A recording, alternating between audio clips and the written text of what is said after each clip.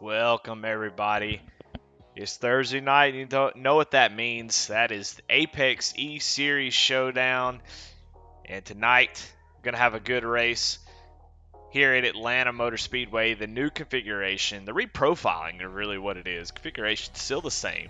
Profiling, though, a little bit different. So we've got super speedway action tonight. No more we lifting. Uh, Taking care of our tires. Nope. Repave. Got a little bit of different banking. And it's a full-on super speedway, and tonight going to definitely be that way in the trucks. And looking forward to seeing how this all plays out. Of course, Atlanta Motor Speedway, we've been there many times before. But, like I said, a little bit different, but the old history is still the same. Hampton, Georgia was opened in 1960s. Been through a reconfiguration. It was sort of a normal oval for a long time. Back stretch was the front stretch, and vice versa. And then they reconfigured it to what is now the quad oval. So, been a lot of history here at Atlanta. One of my very first races was at this racetrack on a very cold November day. And I remember just a blast. I've been here quite a few times and enjoy it every single time. So I love this racetrack. And I'm going to be honest with you, a little bit nervous about them reprofiling it, getting rid of the old surface where these guys used to race their guts out and have to really drive these things to have it kind of dumbed down to a super speedway. A little bit nervous, but you know what? I think the racing is still just as good, just a little bit different. Got to embrace some change every once in a while. And tonight we're going to see I think just a lot of action. Going to be a lot of wrecks. Going to be a lot of, I imagine, some real big ones.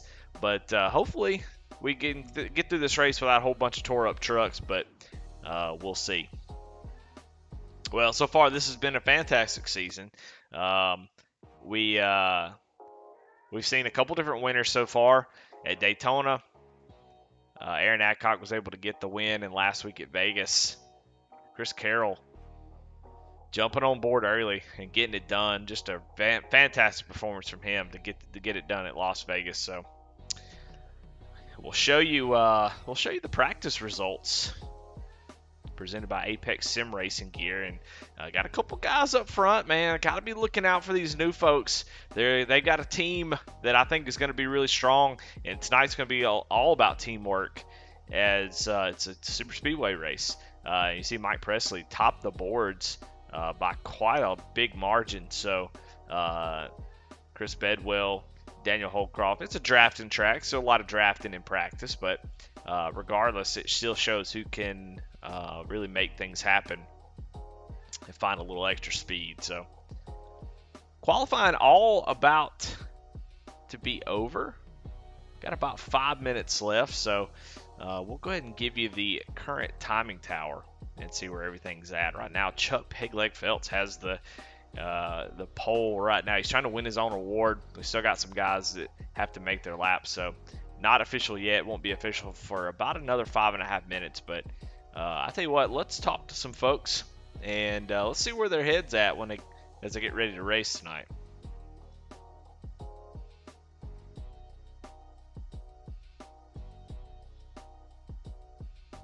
Let's see who we got in here tonight that we can talk to. Let's talk to Josh Lokovitz. We got him on camera, so let's bring him up in here and talk to him real quick. Josh Lokovitz, this is Eddie in the booth. You got a copy? Yeah, I got you, Eddie. What's up? Well, not too much, brother. Getting ready to see some pretty sweet racing.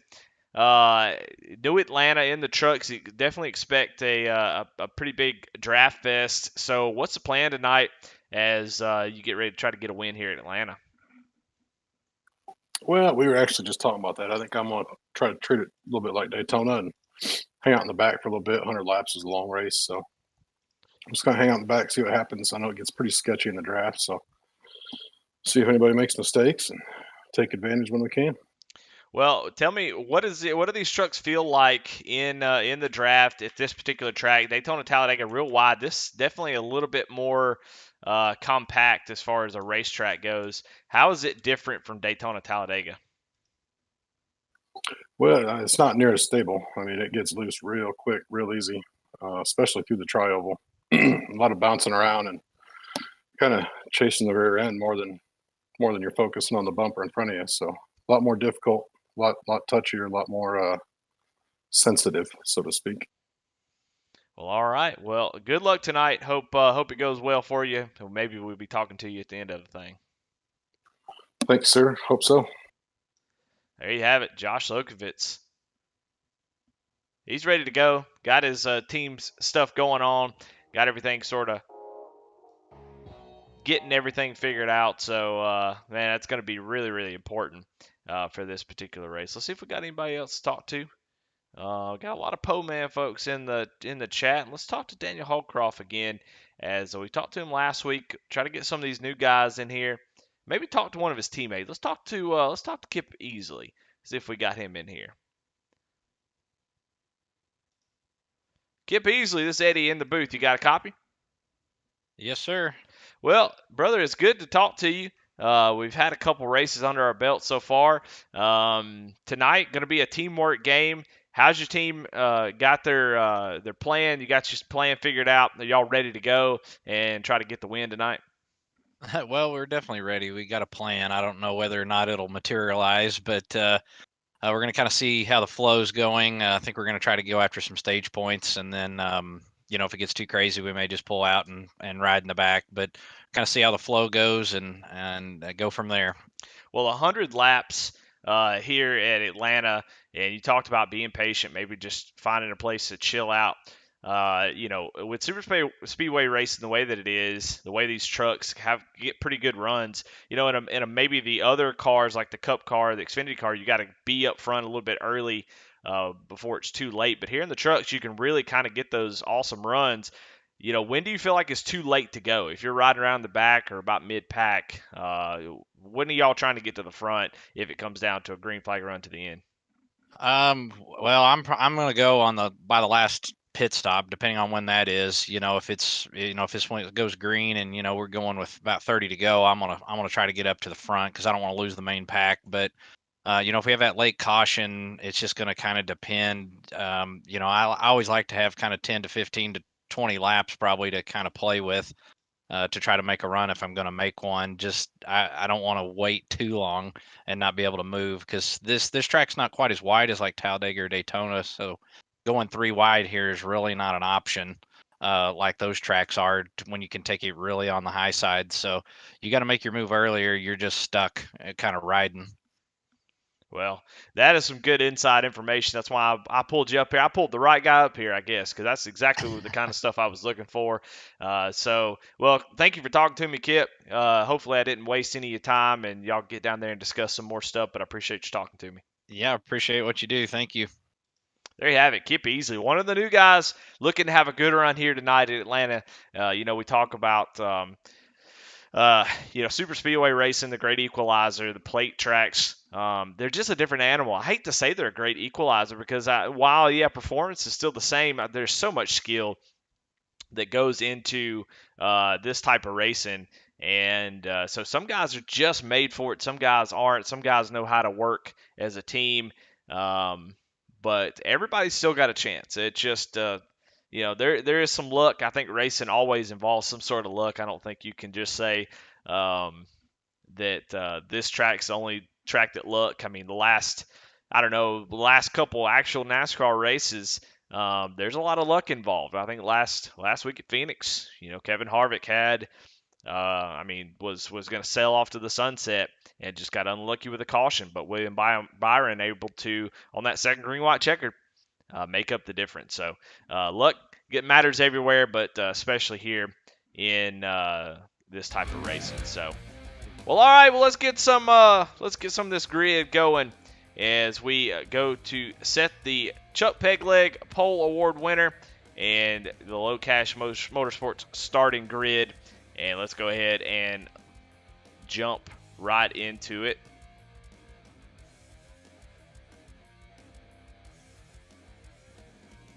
And look at that. The Chuck Pegleg Pole Award winner is going to go to Chuck Pegleg Felts with Kip Easley on the outside of the front row. Starting on row number 2 is George C. Williams and Garrett Kinder.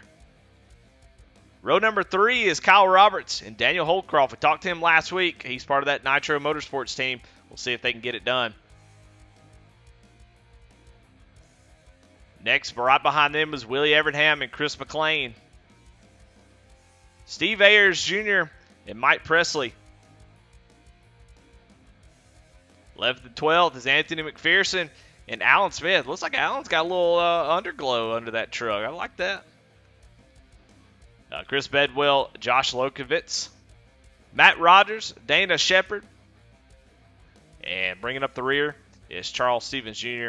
and Tony Edgerton. That's your Apex E-Series custom racing gear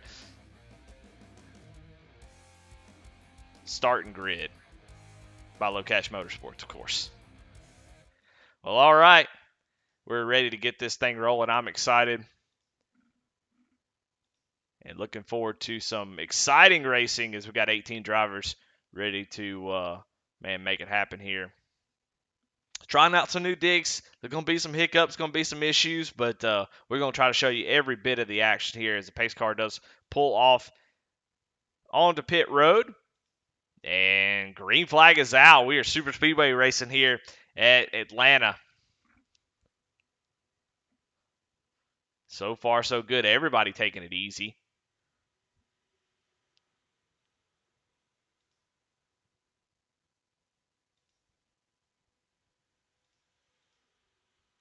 And Chuck with the lead.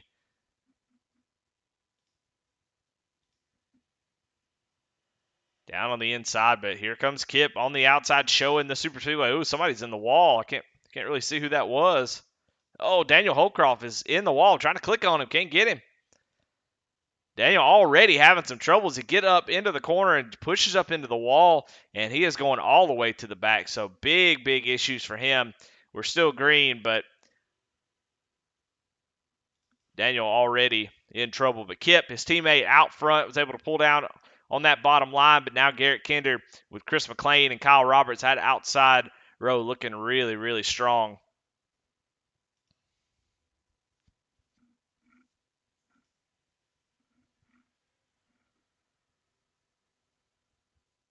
The 5 getting to the back bumper of Garrett Kinder, pushing him out ahead with a big surge down that back straightaway, or front straightaway, excuse me. Normally what we'll see is, especially in official races and other type of plate races, we'll see those guys as the leader of the top row gets to the front of the pack, they'll drop down and continue to file into that. Kyle Roberts is going to get in the wall. Good grief. Boom. You can see he gets right in the wall there. That's something that you're going to have to pay attention to. We'll watch it one more time on the Kinder Farm and Ranch Wreckage Rewind, even though it's not a wreck. But you see there, he just gets into the wall. We'll play it one more time as I'm goofing this up. But as you come off the corner, you're going to see the quad over sort of catch him. And you got to be patient. You got to watch out for that, as it will sneak up on you. Got to watch out. That quad oval, you don't have that at Daytona Talladega. You've got that real easy tri-oval that kind of just gives your car or truck a little hug. And but here you got that really abrupt quad oval that you got to pay attention to. Kyle already finding it early. Let's see if we've got any big movers here already. Matt Rogers up 7 positions where he started. Of course, Chris McLean up to the front. We'll see that all night long as guys are going to be able to move pretty quickly through the field, and expect to see with this draft package what these folks can do. 3 wide I don't think is an option. I think when we see 3 wide we'll be seeing trouble, but somebody's going to try it. At the end of this race when it comes down to the big payout, somebody's going to make it happen. But Matt Rogers, though, in that 96 machine, he is on the move. Got Josh Lokovitz right behind him.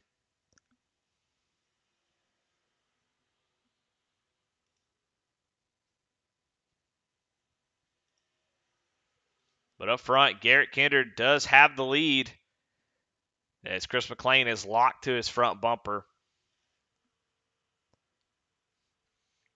Interesting to see just how tight these corners are compared to Talladega Daytona. As we don't have any desktop audio, so sorry about that. But we got some sounds now. But you know, it's interesting just how tight. You have to put a lot more wheel into it. You'll see these guys really have to turn the wheel a lot more than normal because of how much tighter these turns are compared to Daytona Talladega.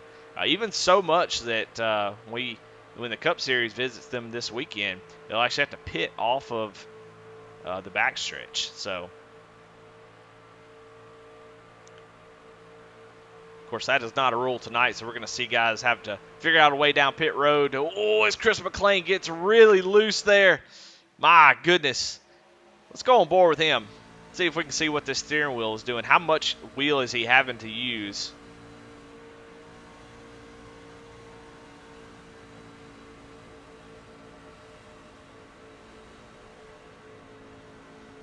You can see that truck, is moving around quite a bit.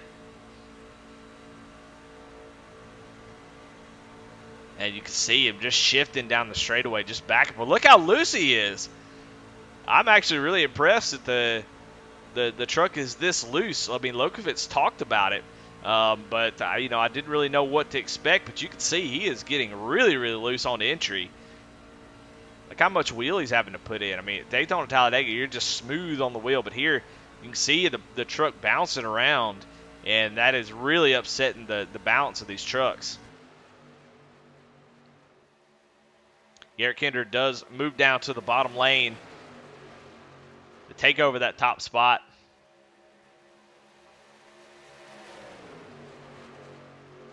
So all the Po-Man guys lined up on the outside.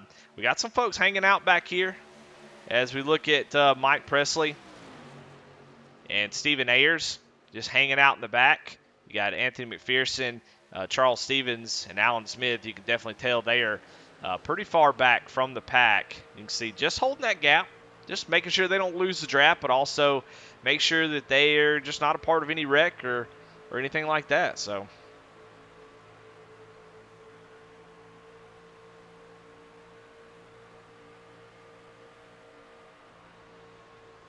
this is kind of what I like to do. I like to be up front. I like to be a part of the race. But early on, when it's just so early, you're just logging laps. You're not really trying to find, you want to get up there and maybe practice the draft a little bit. But once you're comfortable with that, you feel good about the runs and stuff. Oh, somebody's getting loose. And there they go around as they're waiting in the back. But unfortunately, maybe fell asleep at the wheel a little bit. McPherson gets into the back as Steven comes up in front of him. Actually, that was just a checkup from the 3 as you see him gets loose. So Charles Stevens goes up high and checks up himself. And McPherson was checking up, just not quickly enough. And so just a little bit scary situation. And caution does come out for that. It looks like maybe Willie Evernham. Oh, no, it definitely was not. So, yeah, we saw it. I mean, that was the wreck there between the Anthony McPherson and Charles Stevens Jr. just trying to get checked up for the wreck. It's so funny. We're just sitting there talking about trying to stay out of the wreck and stay,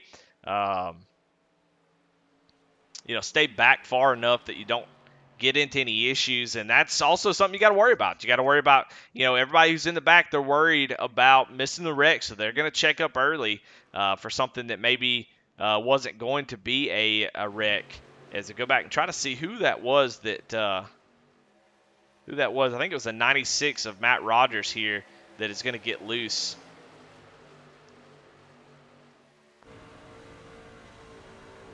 Yeah, just see, oh my goodness, extremely loose. What a save by Matt Rogers, incredible. But because of that, everybody was kind of trying to check up and they get into each other. But it happens.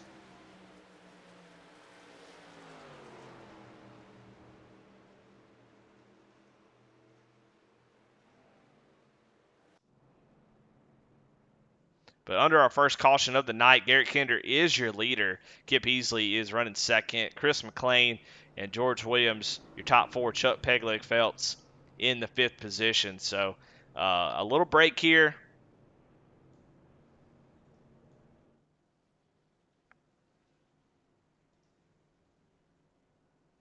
Now we do have a stage break at lap 25, so we will see that also in the next 10 laps. So we'll go green. Probably have about a 7-lap shootout.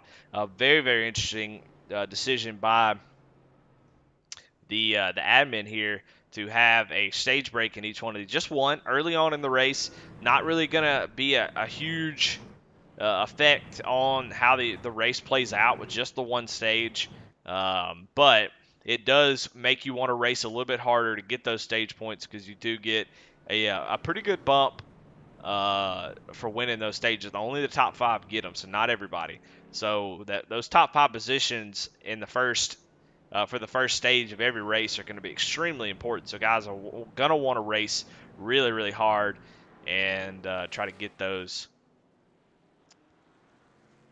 And I mean, it's just it's going to be a important thing all season long to get those stage points. Really going to add up and really affect whether or not you get to go playoff racing and how deep into the playoffs you go. We got the 1 to green though. Garrett Kinder going to lead us down as we got about 8 laps to go before the stage break. So we're going to see these guys pick up the intensity here for sure.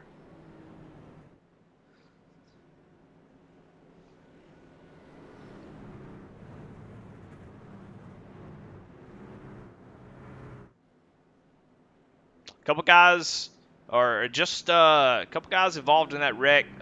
Charles Stevens Jr. and some others electing just to get some damage fixed.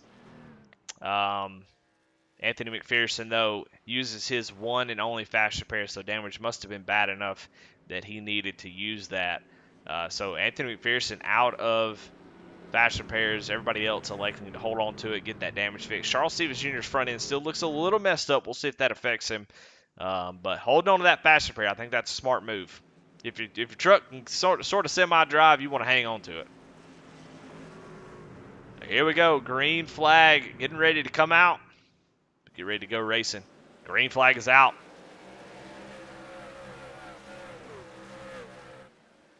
Garrett Kinder with a big push from the 5. We're going to see that all race long. I feel like they seem to be hooked up really well.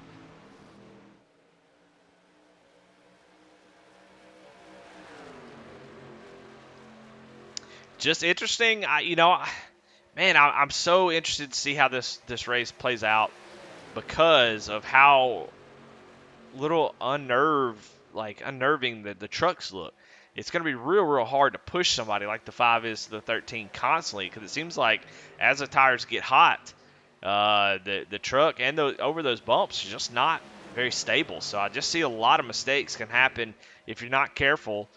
Catching the guy at the wrong time, catching yourself like Matt Rogers, getting loose, go down to the bottom. A lot of things could go wrong. It's just not as easy. I think that's one thing that we're starting to see with this particular super speedway at Atlanta is that it is different enough that I think it makes it really good. I'm actually really impressed about how the racing has gone in real life and also in here. That Talladega is just so big that you have a lot of room. It's just a different style of super speedway racing along with Daytona. But here it's just a different animal. It's a different style of it. So it's sort of in between. And I think it puts on a pretty good show. Right now, Poman leading the way. Top 4 spots. George C. Williams in that 40 machine. The first driver. Not a Poman up front.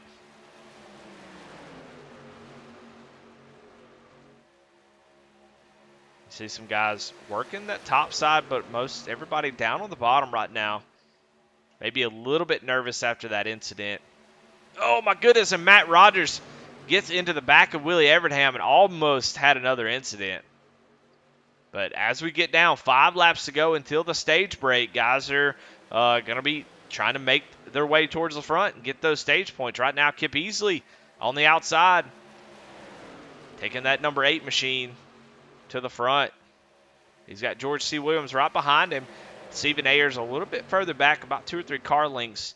As they get tightened up, that top side looks to be pretty strong. I don't think the top side really being too affected by the bumps. I really can't tell, but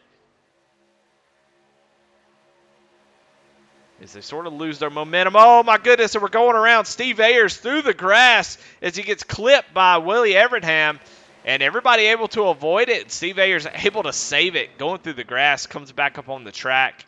That was the best time for that to happen, as we'll go back and check it again. As the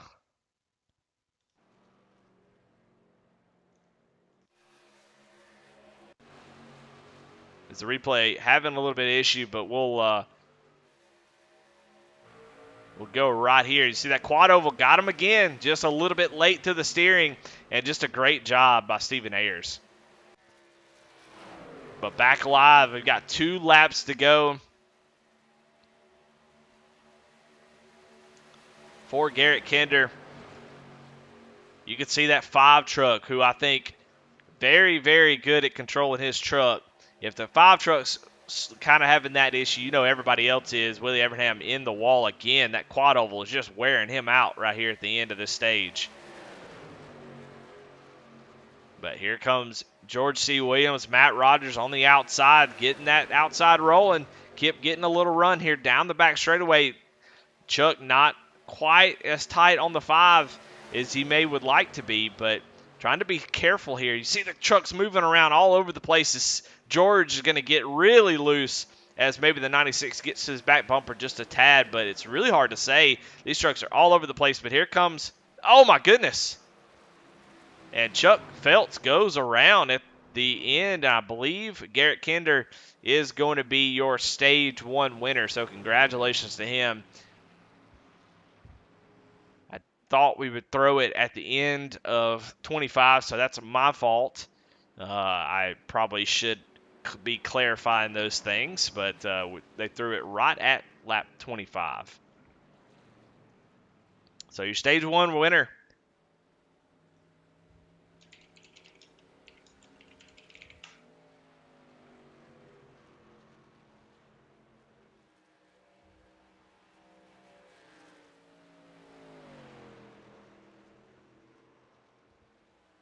Garrett Kinder.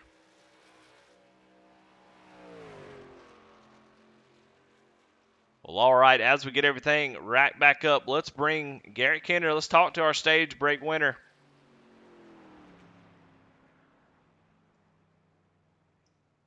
Garrett, this is Eddie in the booth. You got a copy? What's up, Eddie? Oh, man, congratulations. Did you win that, or did Kip win that? Man, I don't know. I was hoping you could tell me because I'm not 100% sure. Well, right now, it looks like Kip's ahead of you.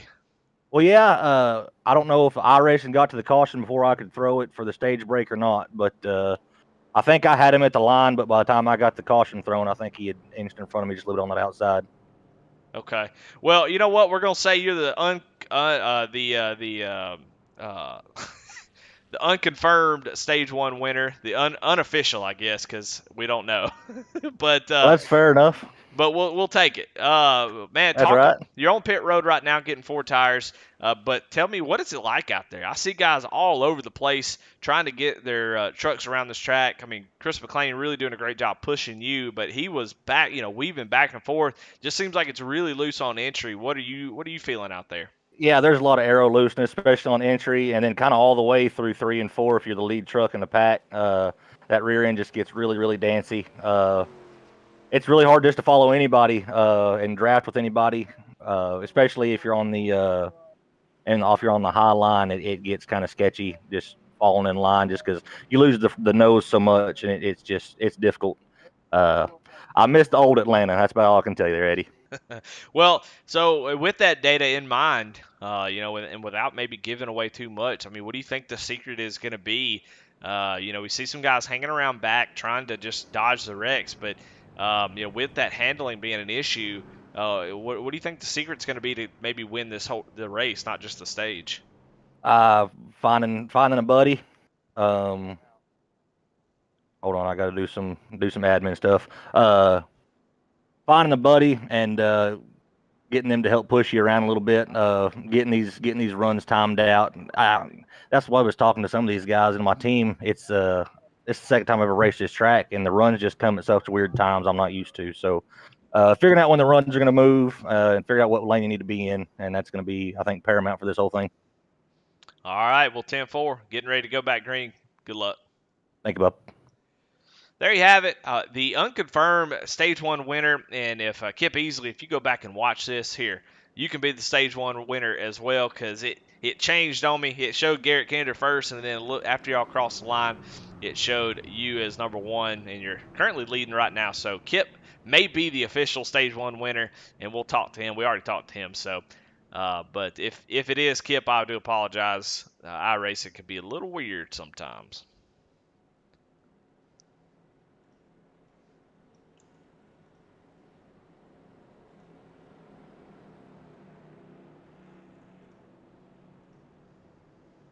Well, getting ready to go green. Gonna have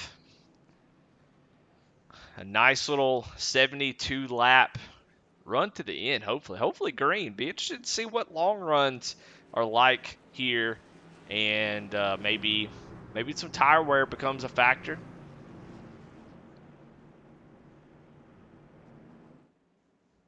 Maybe have some new players up here at the front. Kip Easley, though, going to lead us down to the green flag. Garrett Kinder on the outside. And green flag is out. Kip gets a nice jump. He is surrounded by Po-Man, though. See if he can find anybody to work with him. His teammates have been involved in a few incidents, so I'm sure he's looking forward to seeing one of them again, as he's sort of been up at the front, and they've been kind of hanging around the back, so maybe some different strategies between teammates, as, man, the 5 is all over the back bumper of the number 8 machine. You could just see the movement of these trucks. You see, oh my goodness, McLean chasing the truck up the track and almost gets loose.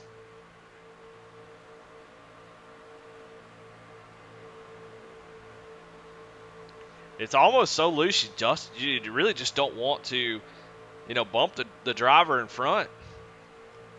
He's going to give him a little shove here, but if you try to shove him down in the corner, it looks like it's really, really sketchy, but Easily doing a great job with that shove from the 5 machine. These guys are out here having fun. Yeah, right there in the dog leg is, I think, where the part that I would be the most nervous about, trying to push somebody down that front straightaway. The way that dog leg really cuts, if you're on the back bumper, somebody could send them through the grass. I've already seen it once.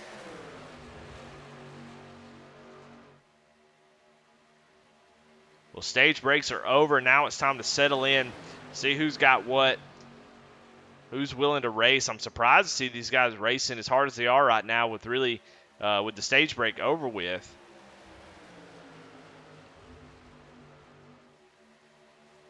But these folks getting wild up here.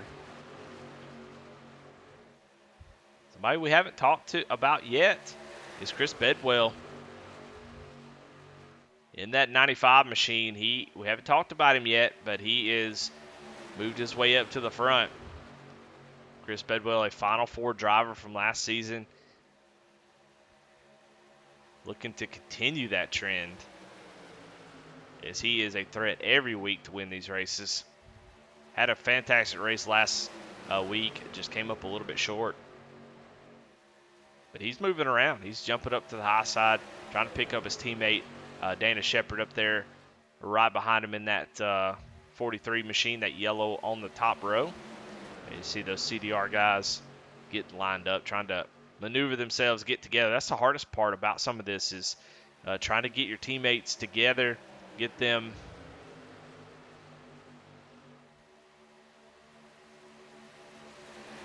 get each of you lined up without somebody in between.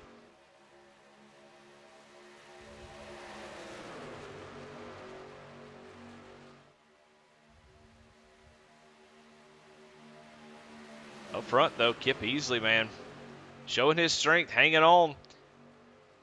I don't know if it's his strength or Chris McLean. McLean's been really the catalyst for a lot of folks getting to the front and staying there, as he has been a heck of a pusher early on. I think that'll be extremely valuable if you can learn when and where to push and have that in your memory bank for the end of this thing. I think that's a pretty good tool to have.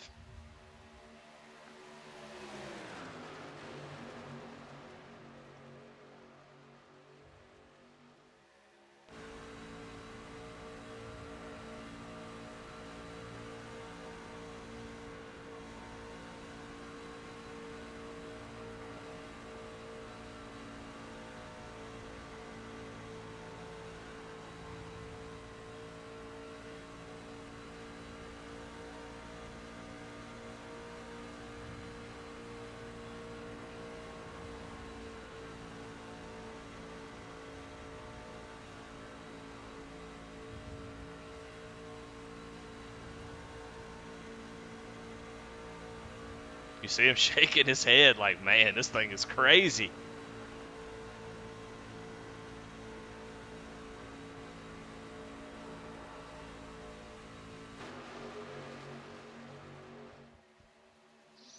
Now we are multiple rows deep.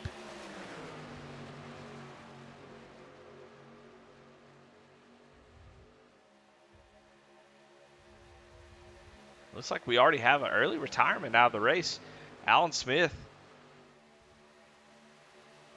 out of the race. Not really sure what happened to him. We'll have to get our pit reporter down there and figure it out, but he is out of this thing.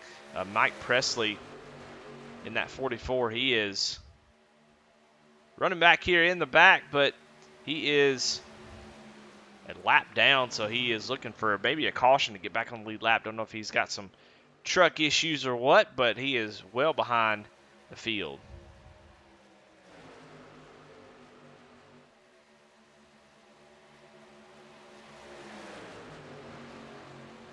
Well, while we're watching this race, let's bring Alan Smith up into the booth if we can and see maybe what's going on with him.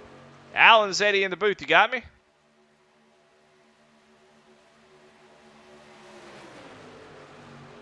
It looks like he is not at the computer, so we'll get him later. Maybe a Code Brown situation. We've had those before. Maybe what's going on. And you could just see how much movement there is. These trucks do not look stable. They're left to right, all moving all over the place. It just takes one wrong move, and we got a big wreck.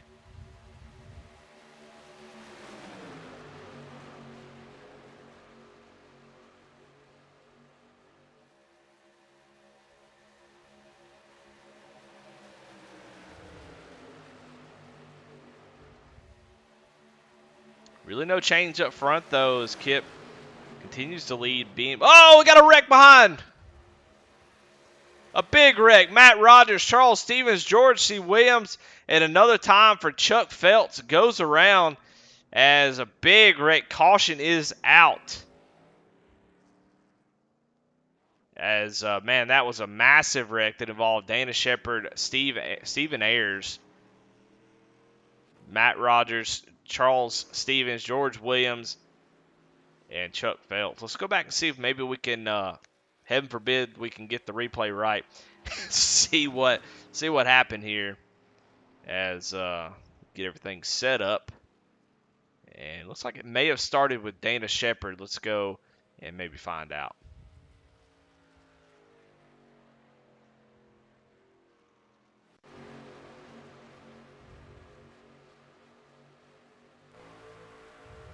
On board with Dana Shepard as they go through the quad oval. Everything looks good for now.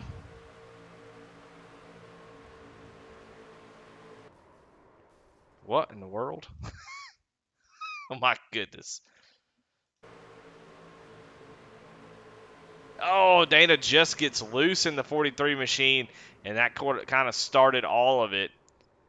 So there it is. I'm constantly dealing with this handling, and Dana just gets loose in the middle of the corner and not able to save it. So a massive wreck there. There's a lot of folks involved in that one. As we got multiple people down pit road. It's probably a good time to do that and get some fuel 75% fuel here tonight, so trying to make it to the end if possible. Got some folks staying out. Josh Lokovitz, Kyle Roberts, and Chris Bedwell staying out on the track.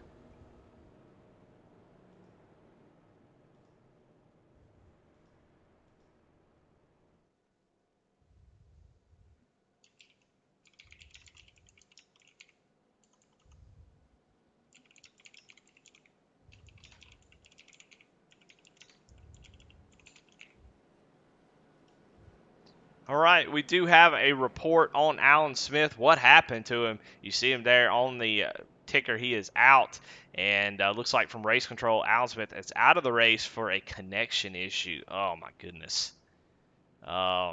Just the worst thing that can happen in online racing, sort of like mechanical failures. We really don't have mechanical brake failures, tire failures, engines, just randomly blowing out. So we don't have those failures. It kind of gets replaced by these type of things like internet dropping out, computers rebooting themselves, wheels dying. I mean, I've seen it all at this point.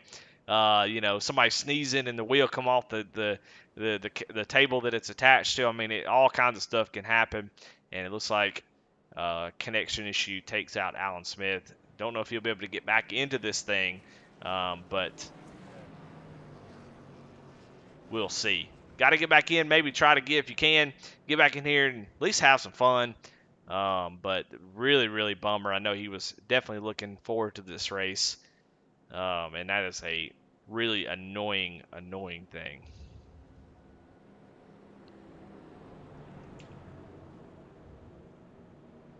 All right, Josh Lokovitz and Kyle Roberts out front. It's like maybe Lokovitz was the leader. He may have chosen the outside. Maybe a little teammate situation here. Try to get Lokovitz, get a good start, drop down in front of Kyle Roberts. I like it. I like the teamwork. Kip Easley will probably like it too because he can get out there and lead that top row, which he seems to be really good at and enjoy doing.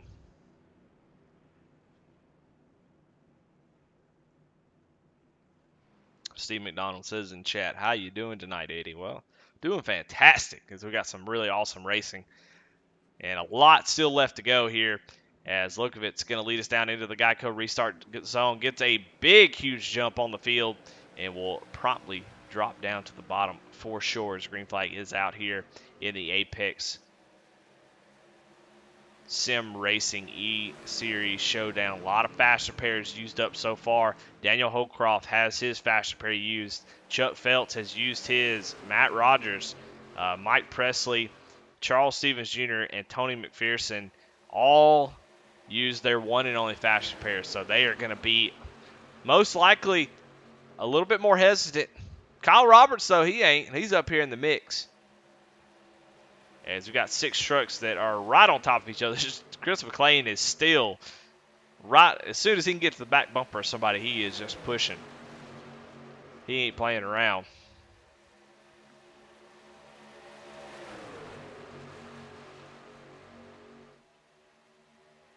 Oh, he goes down to the inside of Bedwell, actually, with a huge block. McLean comes back up on the track. Let's see if they can hang on to it. Seem to be some issues back here. Oh, Matt Rogers going around Dana.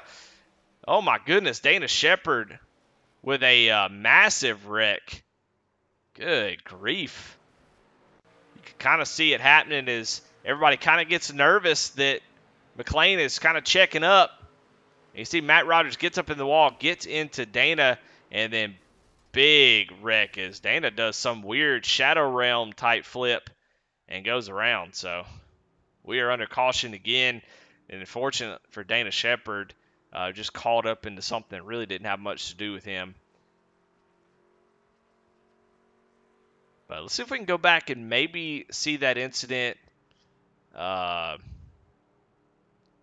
see if we can go back a little bit and watch that between.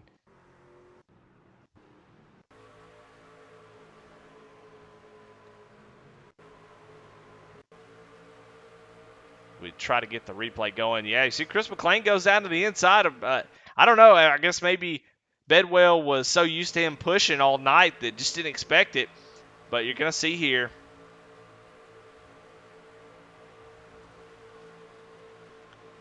as they come off of turn 2, they're going to get a head of steam. See how close the 5 machine is. And he's going to get a nice run right here. He decides, you know what, I think I'm going to go down to the bottom. And for some reason, Bedwell throws a block. And both these drivers, fantastic, able to hang on to it, but it sort of bottled up the rest of them. And big wreck happens behind them.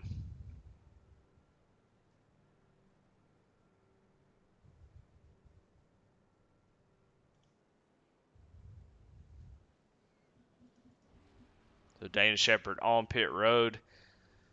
Charles Stevens Jr., man, I'll tell you what, he's had a tough night. Just been involved in almost every incident, and so Charles back on pit road yet again with that 88 machine. You can see just how much damage he has. Used his fast repair on that last one, and now has quite a bit of damage. Been on pit road for, looks like, about 50 seconds, so...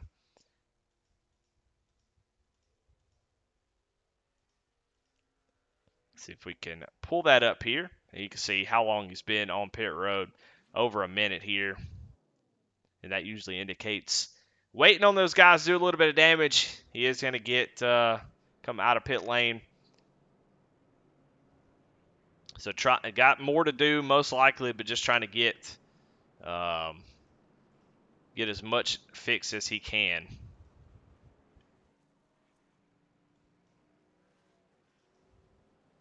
He does come out in front of the field. Chris McLean currently holds the top spot and driving that forward.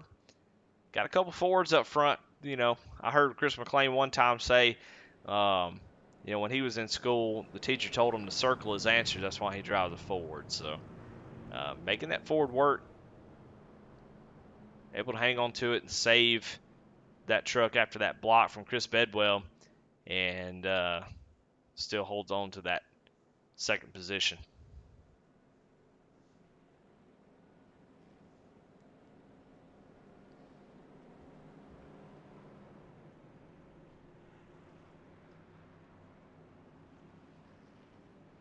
Yeah, about 3 or 4 cautions so far there, Steve McDonald.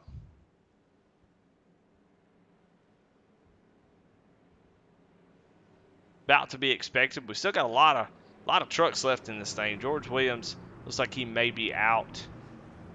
Alan Smith is back on track, though, I think. If he can get his internet going. I thought I saw him key up for just a second. But Chris McLean on the outside.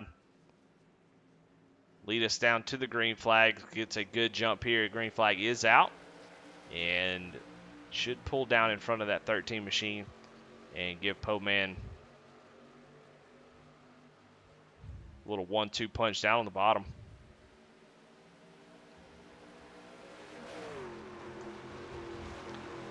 George Williams is out of the race, so we got 2 DNFs so far as we just cross over in halfway. Just a tough racetrack. I'm going to be honest. We got 3 wide back here between Willie Evernham, and boy, that is sketchy. I don't want anything to do with that.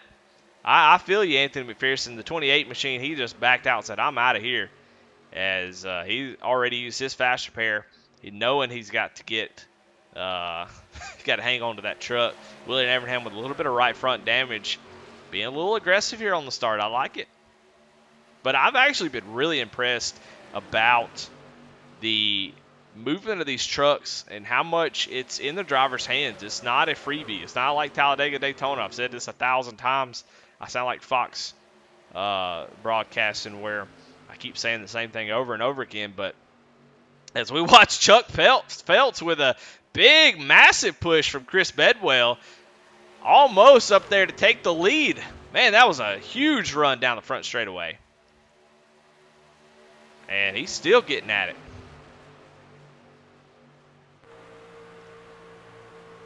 As, man, they are being extremely aggressive with the pushes here at halfway. I can't believe it. One wrong move and you're gone. But, hey, look, caliber of drivers here at Apex, it is no doubt that these guys can handle it. Look at Chuck, man. He is getting with it.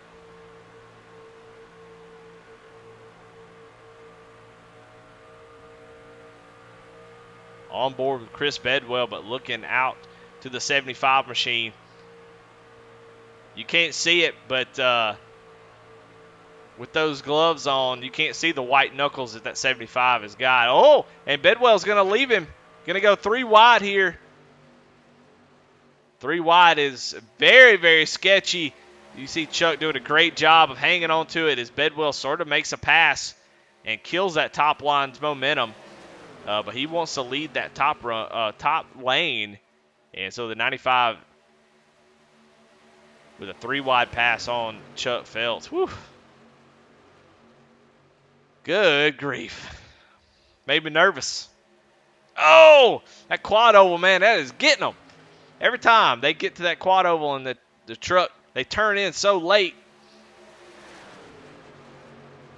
This truck's almost coming together. Man, I got to tell you, I think there's a lot of folks that can win this race. I think Chris McLean has shown the right amount of aggressiveness and car or truck control to get this thing done. But I'm watching that 8 truck back there. That 8 truck and the 79, the 35, those guys are going to surprise you. They are just so good at this style of racing that they know how to get it done, and they seem to have the ability to see the air like Dale and get it done. The 8 truck has been, and he's got that winning feeling. I don't know.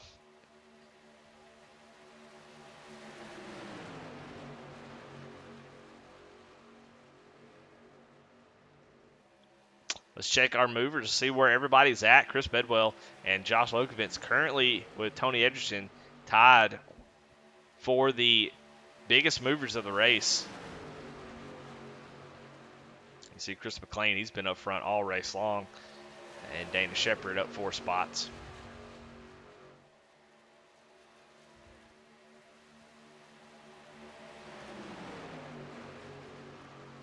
Getting a little quiet here as the top line sort of fizzles out. You got 2 trucks up there, Chris Bedwell, Chuck Phelps, but not a whole lot of help. So,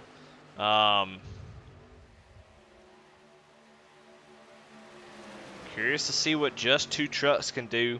Does not look like it's going that great, but just never know. I would imagine we still have another pit stop to do, especially under green. So I'm wondering when that's going to happen. 75% fuel. I don't think they can make it to the end, but currently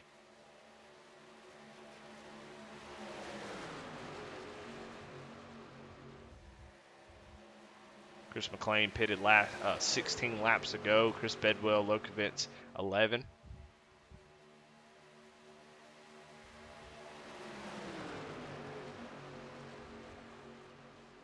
As you look at the last pit stop lap here on the timing tower, as it got 3 wide for the lead. Chris Bedwell goes 3 wide on McLean. And here we go for the lead, 3 wide. Bedwell with no help. He's going to be in trouble here. Not able to get anybody to go with him as Chuck goes right behind the number 5 machine.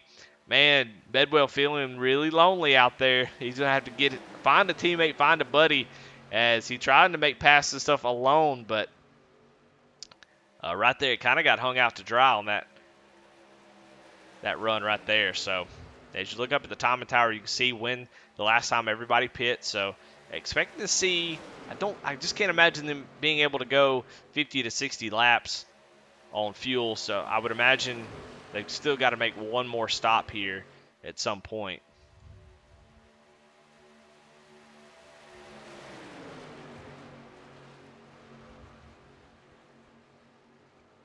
As Garrett Kinder takes full control of the lead.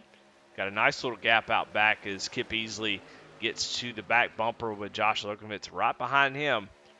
And like I said, these guys slowly making their way up towards the front. They just taking it easy, keeping their truck clean.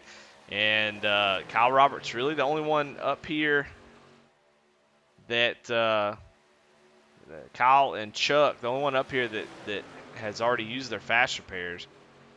Everybody else still has theirs in the bank.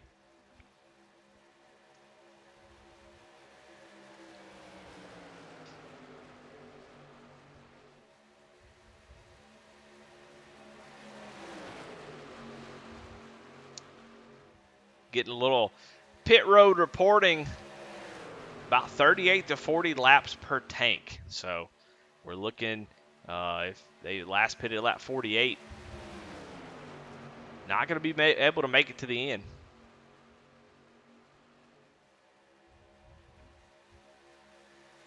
So go look. Alan Smith back on the track in that trigger time number 3 machine with, looks like Mike Presley behind him. Mike Presley still in the lead lap, where Matt Rogers 5 laps down and Allen is 21 laps down after that connection issue. So back on the track. Hey, we show up to race, have a good time. We don't show up and quit. There ain't no point in doing that. So come back on the race, have some fun, duke it out. They're back here behind the pack a good ways. Looks like about 10 seconds behind the pack. So just hanging out. Up front, though, it's still the number 13.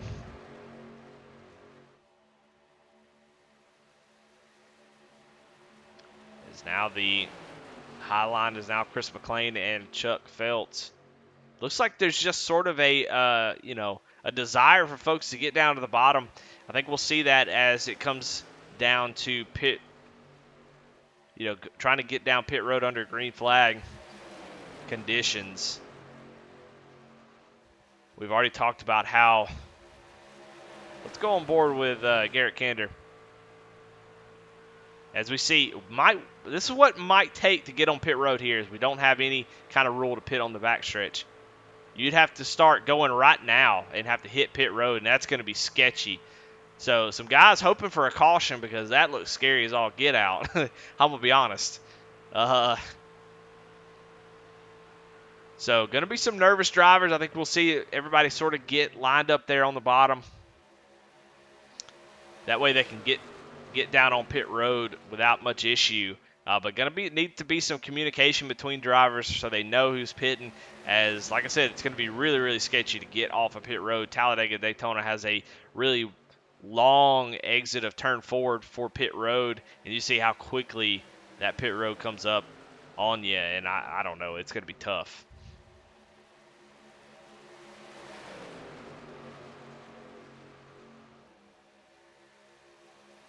Oh, Kyle Roberts in the wall. And you can't see his cam, but I can see dejection and just a frustrated sigh. It's like now Willie Evernham is also in the wall, just scraping the wall. Both these drivers getting into it.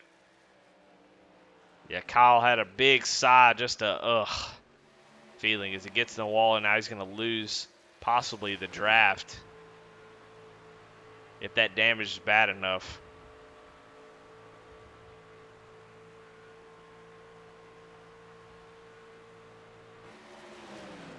Up front, running into some lap traffic here is the number 62 of Stephen Ayers. And, man, Chris McLean has to take some evasive maneuvers to get around him. Steve does a great job of staying high. Everybody able to make it through without much issues. The front pack starting to thin out. No! Big wreck. Chris Bedwell up against the wall. I don't even know how they wrecked there. But no caution. Caution is not out. As, man, a massive wreck because Bedwell is crab walking down the back straightaway. Maybe we can go back and see that. We're still under green flag action, but I do want to try to see that quad oval. Maybe what it was, Bedwell. Oh, man. Oh, it looks like Josh Lokovitz gets loose right in front of him. You could see it. We'll back it up. Right here, the 79 is going to get loose right there. And Chris Bedwell taking evasive evasive action, trying to miss that, and unfortunately gets caught up in the thing. He does have a faster pair. He's going to get back on track, but we are still under green as now we got a 3-car breakaway as Garrett Kinder, his worst nightmare, has had his teammates up front all race long, and now it's Garrett Kinder versus Nitro Motorsports. The number 8 and the number 2 have gotten and found each other, and the 13 is feeling really, really lonely right now. He's got some guys behind. Looks like Anthony Edgerton and Josh Lokovitz trying to work themselves back up the front and see if they can work together and get it done. But man, Chris McLean sitting on pit road getting his faster pair. So no caution coming out for that. I mean, the car was flipping, or at least up on its left side. Chris Bedwell was. So really unfortunate that we didn't get a caution there. As that is going to leave bunch of drivers fighting to get back in this thing. It looks like Loki and Tony Edgerton able to run these guys down, so that is a good sign, especially for Garrett Kinder, as he was going to be struggling as they get to the backstretch. Chris McLean coming out of pits with that faster pair. He is going to be 3 laps down, though. Just a disappointing end to the end of this race for him.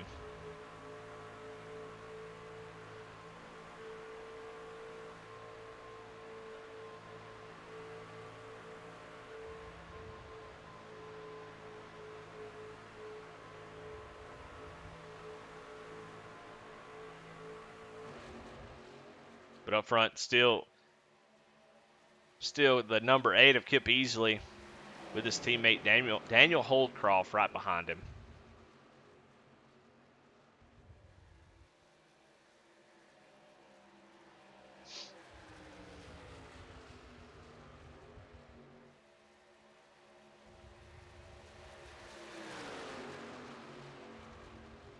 As Garrett Kinder comes down pit road.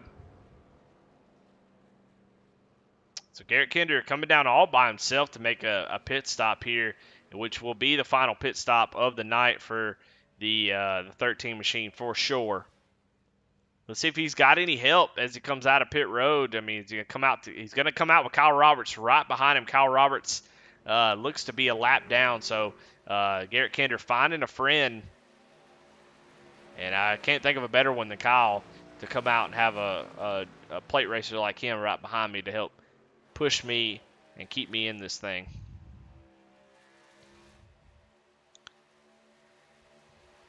Up front, though, Josh Lokovitz takes the lead with Chris McLean right in front of him, pushing him out. But the 79 and the 8, that is the battle for the lead right there. So we'll see when they decide to pit. The longer they can stay out, the better, because if there is a caution, that'll trap some guys a lap down.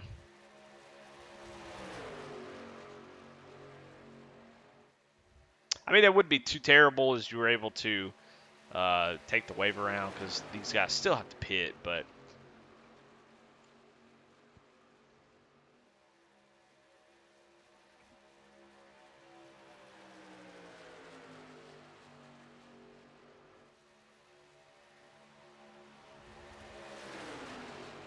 as we look at the number 8,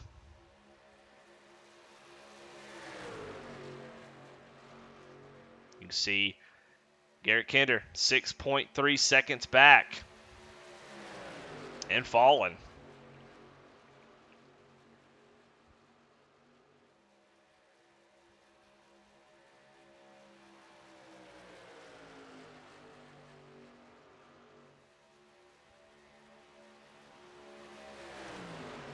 That's what Garrett's got to do. He's got to maintain that gap.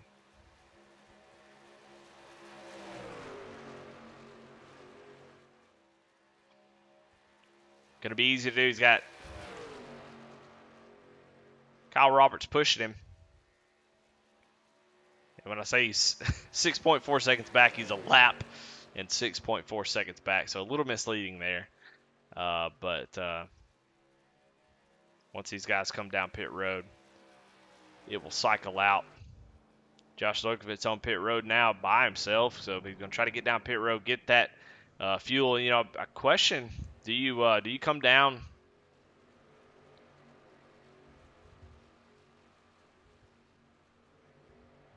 What do you do? Do you do 2 tires only? Do you do 4 tires? Like he's going to do 4 tires. So maybe that's the calls. He's going to pull out of pit road. Uh-oh, I don't know what's going on with Josh Lokovitz. Did he speed down pit road? You see he's sitting on pit road for about 28 seconds. So I think there's a speeding penalty for the 79 machine. So a big, big mistake if that is true. We'll try to get a little bit of confirmation on that. But he is still currently sitting on pit road as here comes Alan Smith, Tony Edgerton, Matt Rogers. And there he goes. So, yeah.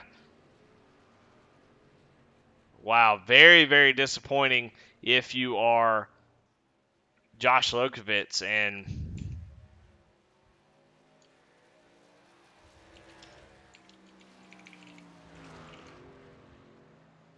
we're getting a little info from race control here. And, yeah, the 79 caught for speeding.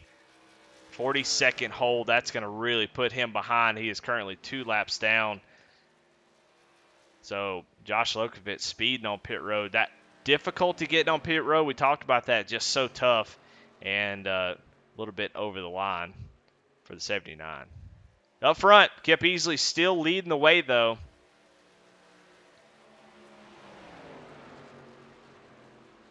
Got his teammate behind him. When are they going to go down pit road?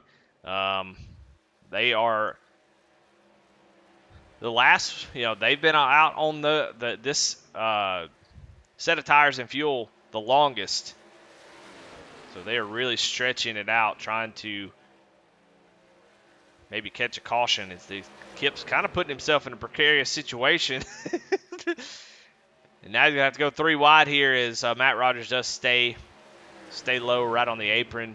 Does a great job, but could be a sketchy moment there if you're the 8 machine. As you look at the left side, you can see Kip and Daniel 1-2. Anthony Edgerton is in 3rd, 5.3 seconds back from these guys. And then Dana Shepard 15.1. But the race right now is, where does Garrett Kinder cycle back around? He's running in 5th right now. But him and Kyle Roberts has really been locked nose to tail for every single lap.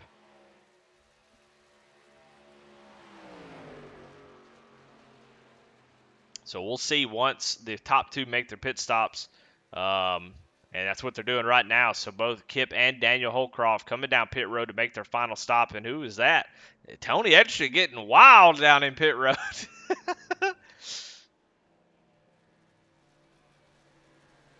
So here, the leaders coming down pit road. And we'll see where everybody cycles out. Right now, Dana Shepard is showing your leader.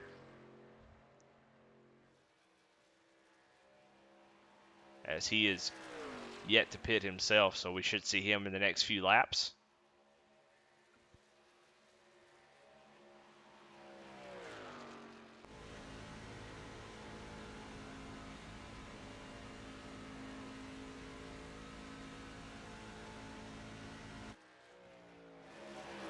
As the 2 Nitro teammates come out of pit road, Daniel Holcroft is a good bit ahead of Kip. Kip had some trouble on pit road, apparently. Comes out a little bit behind his teammate, and they're in trouble as Garrett Kinder has got drafting help of his teammate Kyle Roberts. And so Garrett Kinder going to take the lead by a good margin. Once everything cycles around, Garrett Kinder going to have a 2.3 second lead over Daniel, and I think Garrett Kinder is going to win this thing if there's no caution, because there ain't no way. Daniel, look back.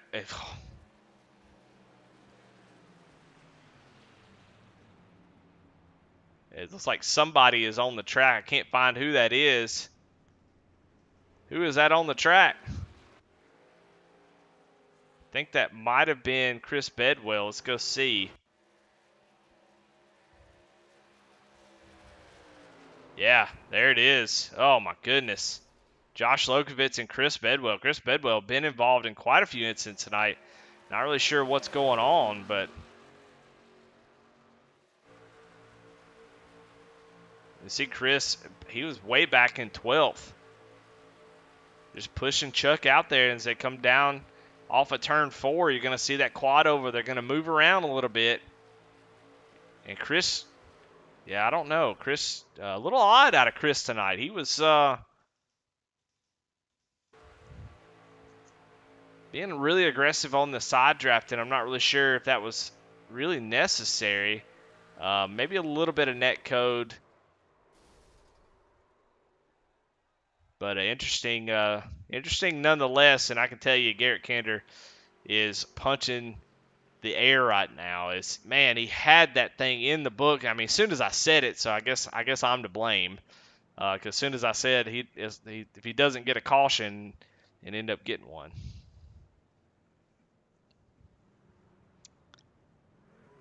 So the broadcaster curse, I guess, strikes again.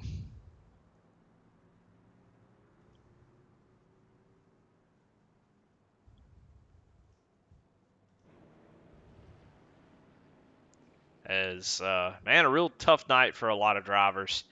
We've still got multiple drivers out. George Williams out. Charles Stevens out. Alan Smith out as well. Matt Rogers 7 laps down. Josh Lokomitz now a few laps down as he was just involved in that incident. So he's obviously on pit road getting a lot of repairs done along with Chris Bedwell, who's multiple laps down. Your 1 lap down drivers, Kyle Roberts, Tony Edgerton, Chris McLean, and Steve Ayers Jr. You see a bunch of smoke coming out of that 79 machine. Just a bummer. Real big disappointment there out of both these drivers that are in frame right now. Just a weird way to wreck and a weird time to wreck. But race not over though. Your leader, Garrett Kinder. I mean, just a fantastic play by him and his teammate Kyle Roberts, a lap down, but coming out together off pit road and getting together, and that was all the difference. The 2 Nitro guys with not a very good pit road cycle ended up kind of separated there as Garrett Kinder comes flying by, and I don't think anybody could do anything at that point except for Rick, and that's exactly what happened. You know, but that there is nothing more racing. Ask Kevin Harvick about how that feels. I'm sure he knows it all too well. We're getting doubled up, ready to go. Green here for I don't know if it'll be the final restart, but one of the final restarts. Who's going to get it done? You've got the number 2.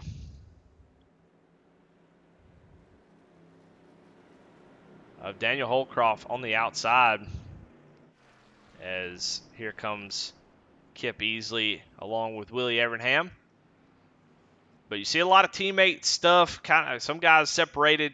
You'll see the 13 and 35 really want to get together, the 2 and the 8. But cars kind of spread out with the wave rounds. We'll see how it all cycles up right here. But green flag is out. Garrett Kinder is going to get a great jump here. Try to bring Dana Shepard with him and try to set sail if you can. Would love to get out front and lead this thing. Maybe pull away from some guys that have a little bit of damage. You see there is quite a bit of separation. Daniel Holcroft going to get down to the inside and get right behind Dana. As Kyle Roberts going to look up to the outside.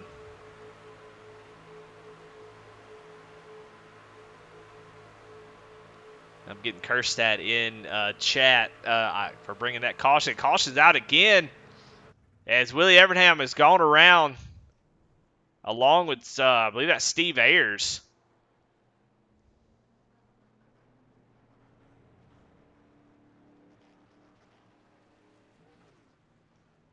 trying to find maybe what happened there. Let's go back and see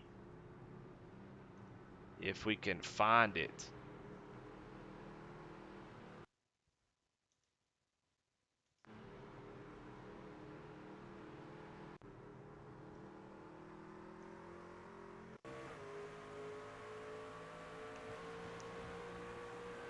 Lord of mercy. Trying to watch this replay here, see what went on. We saw Willie Evernham involved in it.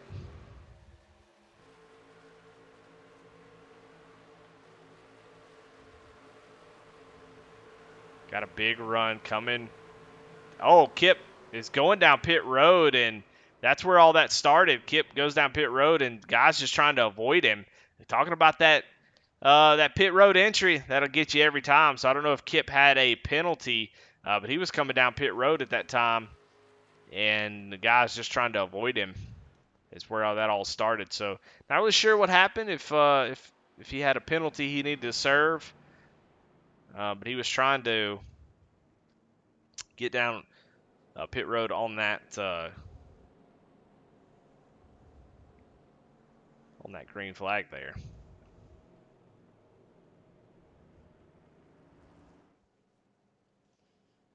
Go ahead and apologize for the replay sometimes. Trying a new little digs here, trying something new.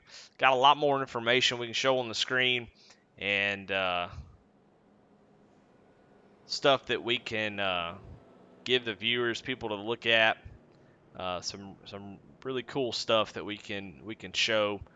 I like the information that we're given. All kinds of cool stuff we can look at. So it's going to take a little bit of time to get used to it, but the replay controls leave a little bit to be desired.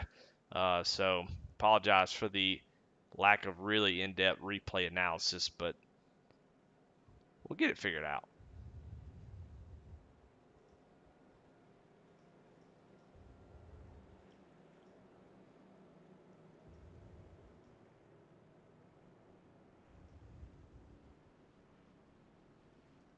Your leader is still Garrett Kinder, and trying to get this thing done.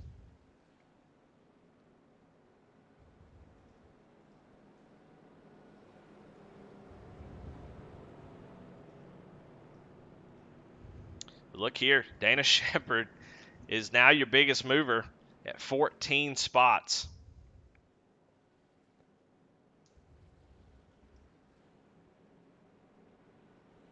Down there on the inside of the first row.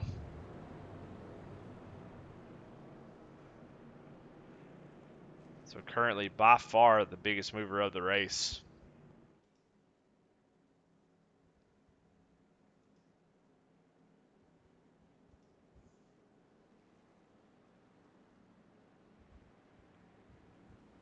Woo, I don't know how this thing's going to end. It has been wild. There's been all kinds of crazy stuff. Wrecks that I can't believe happened. Trucks just not handling properly. So Atlanta has not been good to these guys. It's been a humbling experience for all of us, I think. Maybe coming here expecting a Talladega-like race just hasn't been that way. But here we go. Garrett Kinder with the lead. Going to have control of the restarts. Got his teammate right behind him. That's where you want it to be. And 4 laps to go here on the start. Got some guys with some issues. Like Willie Evernham could not get going there on that restart. So right now it's Garrett Kinder and Chuck Feltz on the outside. Garrett getting really low to that 43 machine. Dana Shepard getting the push from the 2. Daniel Holcroft getting a nice push down the straightaway. He's going to look to the inside, though. Dana, got to be careful. You got to defend that position. Don't want to give that guy that gap. But Po-Man getting lined up on the outside. If you're on the inside, you got to be feeling nervous right now. My goodness, they're like a snake. It's unbelievable. What's going on? Making me nervous up here. Just holding my breath as we've got 2 laps to go here in this race. And that bottom line showing their strength. Just 2 trucks. And they're able to hang on to it. Dana Shepard still side by side with 13. 13 has just a nose out in front on the straightaway. Oh, man, they're super close. That is dangerous right there as the 13 has to get off of the 43s. They almost get locked together. 2 laps to go here at Atlanta.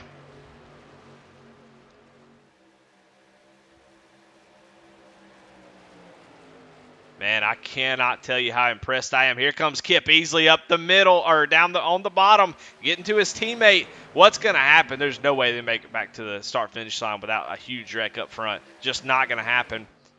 Oh, there it is. Oh, before the white flag, somebody got shot to the moon. I don't know who that was. Let's go back and see who the heck was that. I think that was Willie Evernham. Got shot to the moon. Let's watch right here. You're going to see Chuck get a little bit loose, gets down, makes a little contact, and Willie gone. Let's go on board with Willie. I'm sorry, Willie. It's just it's funny anytime this happens. It's with Kinder Farm and Ranch. Wreckage Rewind. You'll see the 75 get a little bit loose right here on this next turn. And then we're going to go for a wild ride with the number 91. See him push up the track a little bit. And there he is, going to get loose, and Willie nowhere to go. The wall's going to grab him and slang him up in the air. And he gets a 9 out of 10 from the Russian judge. My goodness. Just a massive wreck. So I've caused 2 cautions at this point. Because I just got it out of my mouth. They're never going to make it to the white flag or the end of this thing without wrecking. And as soon as it came out of my mouth, we sent poor Willie Evernham to the Shadow Realm. Luckily, I don't think one of our longtime viewers, Ratchet Miller, is in chat, so he won't give me too hard of a time. But it looks like Steve McDonald is. He's going to take Ratchet's spot. Well, man, I don't know what to think here. Let's see if maybe we can talk to Dana Shepard. If I hate to do it, I want to make sure we're not going green anytime soon. Going to have a green-white checkered here. Let's pull Dana up in here and talk to him. Dana, this is Eddie in the booth. You got a copy?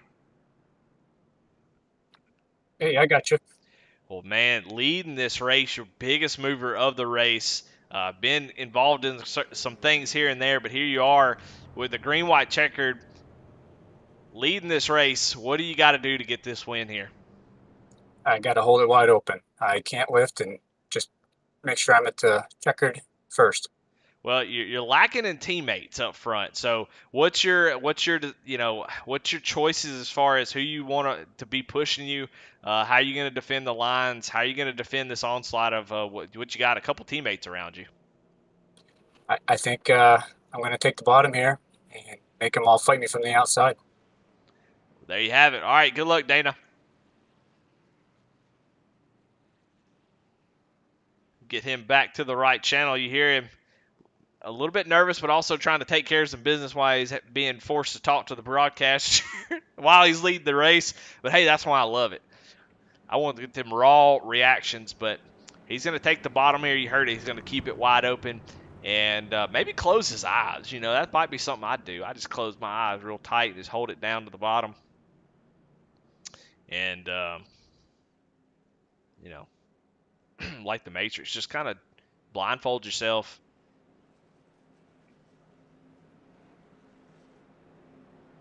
Do it that way. So I don't, man, there's just so many things that can go on a green-white checkered. You see, got 2 teammates side by side, the 2 and the 8, the 43, the 13 not teammates. 13 would love to get a pole man somewhere up there. So I think these guys, even though they're a lap down, you see Chris McLean, Kyle Roberts, they are a lap down. No, Kyle Roberts is actually back on the lead lap. So he was able to get the lucky dog. So Kyle Roberts is on the lead lap. So, yeah, a lot can happen here on this green-white checkered.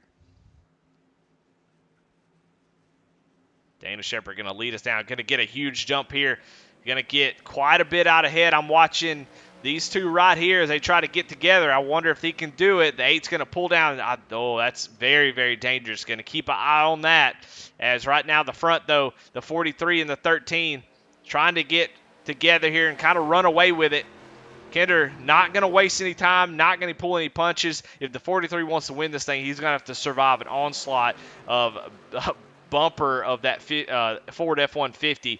And so far, he's doing a great job. Here comes a run from Daniel Holcroft. Where's he going to go with it? Nowhere to go just yet. They kind of do a slinky here. White flag is out. I don't see a caution.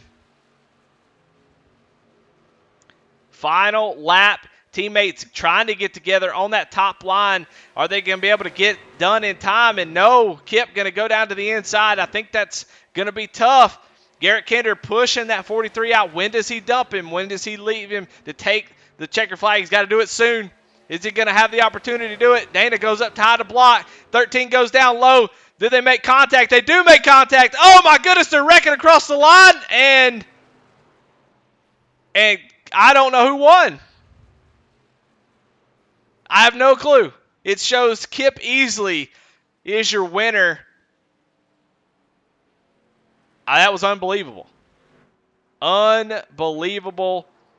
Let's go back and watch that again. And we'll watch it from here as the Kinder Farm and Ranch Wreckage Rewind. What a amazing finish.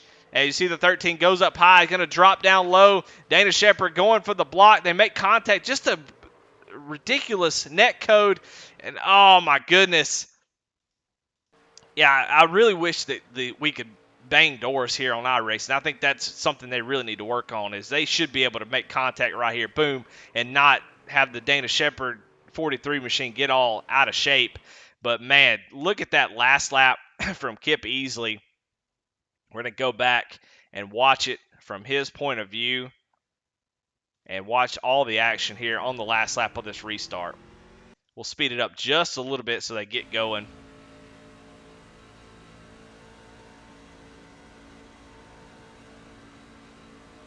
You see, they get a nice little run here to the back bumper of the 13 machine, and they're just kind of waiting around. They're going to decide to go high. And then Kip, I don't know if they just couldn't get on the same page or maybe just couldn't seem to get connected here. And Kip goes down to the inside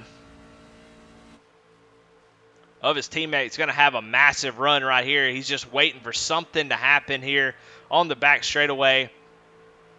And you see the crossover move from the 13. And you're going to see Dana just crazy. And oh my goodness, oh my God.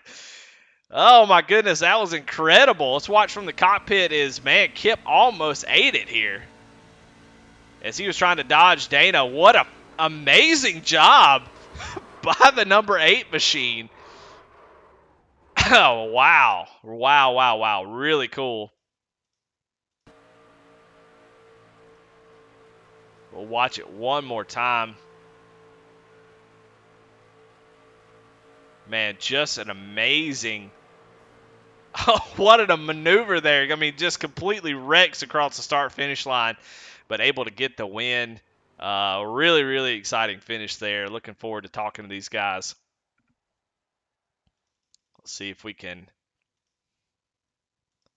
Got donuts going on the front stretch. Let's go ahead and talk to our winner, Kip Easley. I told him he's somebody you got to watch, and sure enough, there he is. Kip Easley, your winner. Congratulations, Kip. This is Eddie in the booth. You got me? Yes, sir, I do.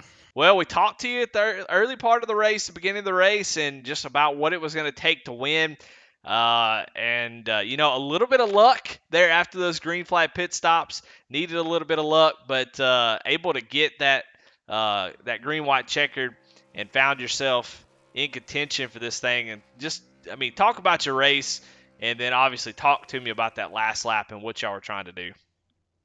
Well, it was definitely a wild race. For sure. There's a lot of back and forth, and you really had to hold on to the truck after you got about 15 to 20 laps into it. The truck really got loose.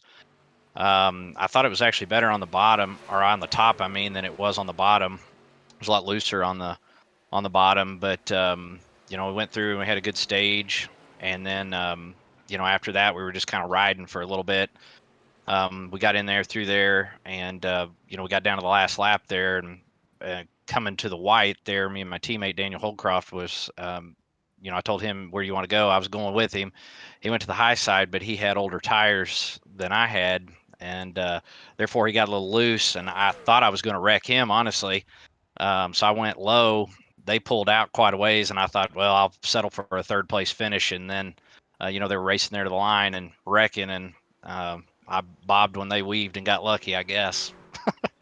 Well, I don't think there was anything in that little part that was luck. I think the luck was getting that caution when y'all were coming out of the green flag pit stops, obviously well behind Garrett Kinder.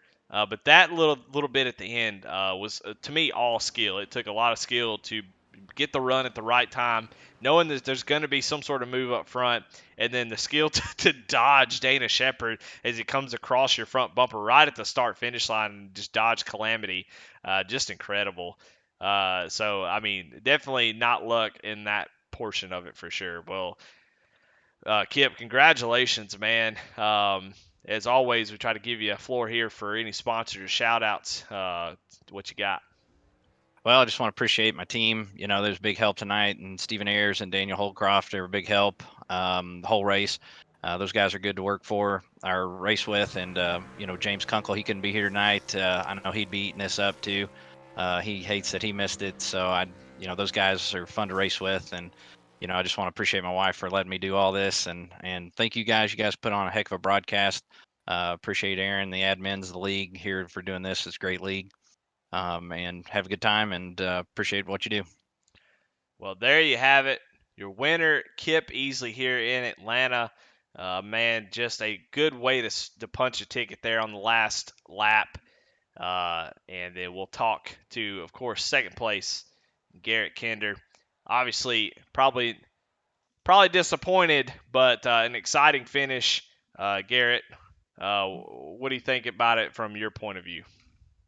Man, it was a halfway decent race. Ran up front all night and went to make a move there at the end, and had a guy in front of me that I guess decided to take himself out of the race and ruin getting a win for would have been the first win over a season over here in Apex. But no, a lot of fun. Po-Man Motorsports guys, we all did good, working together as a team all night, and came down to the end there, and we had a chance, and I went for it. So can't ask for much more than that. Yeah, I mean, your favorite driver in NASCAR is Kevin Harvick, and man, I hate to make draw comparisons, but it kind of feels like what Harvick went through at Phoenix last week, where just driving off into victory after those green flag pit stops, y'all had a really good plan of coming out together with your teammate who was a lap down, but y'all were able to get hooked up, and as Kip and Daniel come out of pit road, y'all had them by a couple seconds. They actually got disconnected about 2 seconds in between them. So as you're riding, just kind of out there by yourself, knowing that you really don't have any competition, that yellow flag comes out. What was the thought as that yellow flag come out? Man, I've done this a few times. As soon as you get a big lead, you expect the caution to come out, especially inside 15 to go. It's destined to happen, and just kind of got to work with what you got. Stayed out after that. Big shout out to Kyle Roberts, by the way, on that deal. We didn't plan that out at all. He said that he had some damage, came down pit road to get damage fixed, and he saw I was coming in. He said, well, I'll just link up with Kinder on this. And so he sat and waited for my pit stop to get done and came out right behind me. So big shout out to him. Heads up play by him over there at Low Cash Motorsports affiliate team over here with Poor Man. So, yeah, just didn't fall our way tonight. Had a chance. And, yeah, just got taken out there at the end. Yeah, well, disappointing, but second place nonetheless. Still a really good finish and a good race out of you up front all race long. And as always, man, who you got to thank? Any sponsor shout-outs? Yeah, I want to thank Kinder Farm and Ranch, Ratchet Speed Shop, always supporting me, always being there for me. Big Frig and Cross 5 cattle coolers. Want to keep your stuff hot and keep your stuff cold for cheaper and longer than anybody else.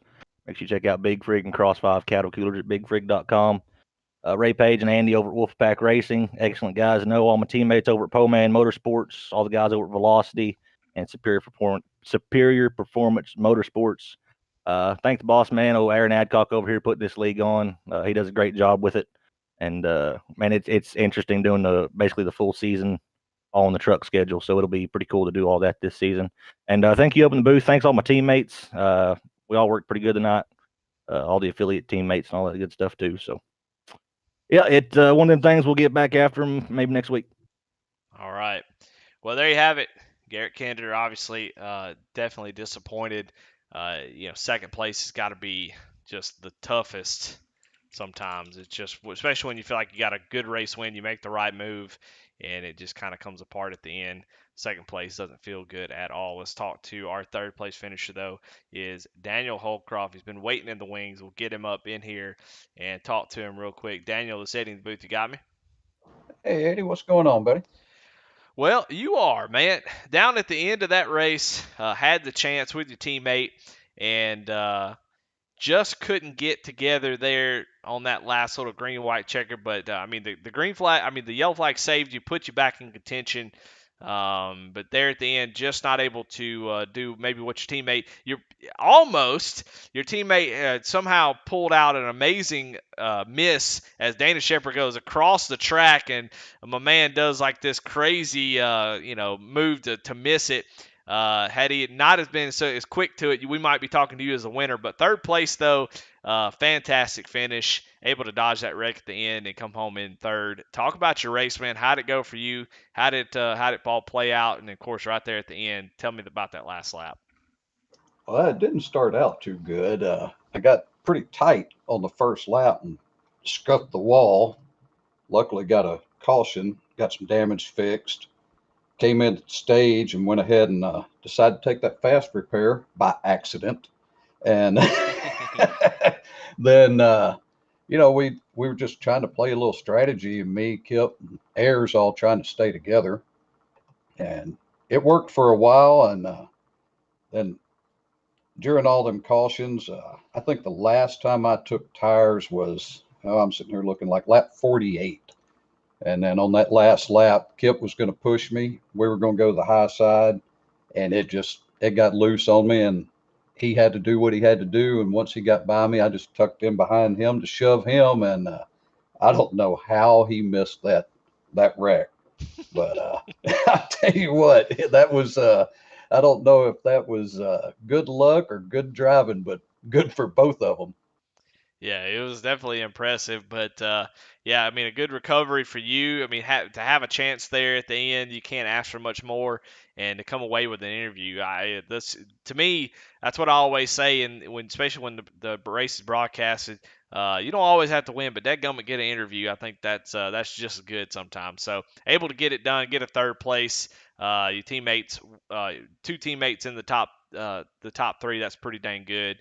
And, man, as always, the floor is yours. Who you got to thank? Any sponsors or shout-outs? Well, first of all, I want to thank Kip for bringing me over here on his team, and Ayers, and missing Kunkel tonight, but he'll be back hopefully next week. He had some family stuff come up, but yeah, Kip with his nitro, and of course the family for putting up with me sitting here for hours on hours. Well, I appreciate y'all for putting on one heck of a broadcast, and Aaron for putting the league on. yeah, absolutely. Well, definitely thank you for talking to me before the race. Thank you for having a webcam. That means a lot. Helps out with the broadcast. Appreciate that. And it's really glad to have y'all. Looking forward to some more race wins out of y'all and some more interviews. All right, Eddie, I appreciate it, buddy. Have a good evening. There you have it. Daniel Holcroft with the third place finish. That's your Po-Man Motorsports post-race interviews. Just a fantastic race. We got some business to give out, though. Let's go ahead and get some of these Jammed Up Hard Luck Award winner. Man, I feel like there's a bunch of them.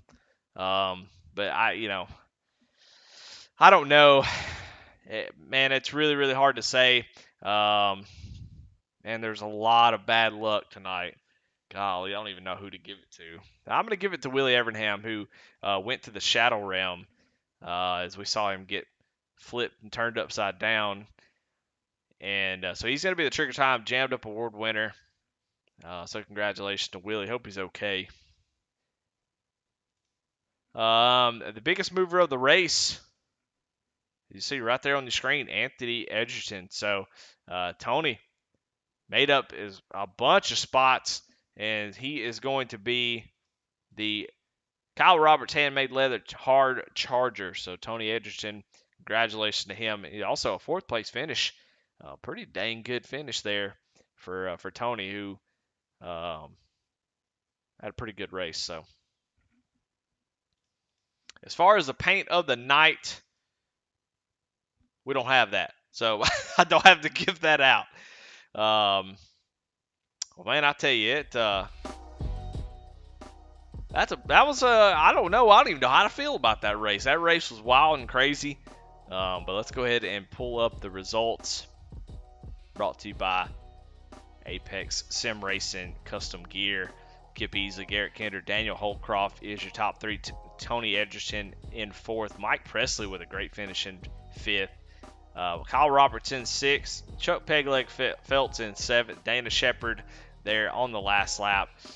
Just comes down to a little bit of net code. I think when both drivers go back and look at it, I know they're probably pretty irritated with each other, but unfortunately, iRacing's deal just every once in a while just doesn't make any sense. They made a little contact, and it should have been good enough to bang doors to the start-finish line, but for some reason, Dana Shepard's car just flies up in the air for some reason. So, just unfortunate.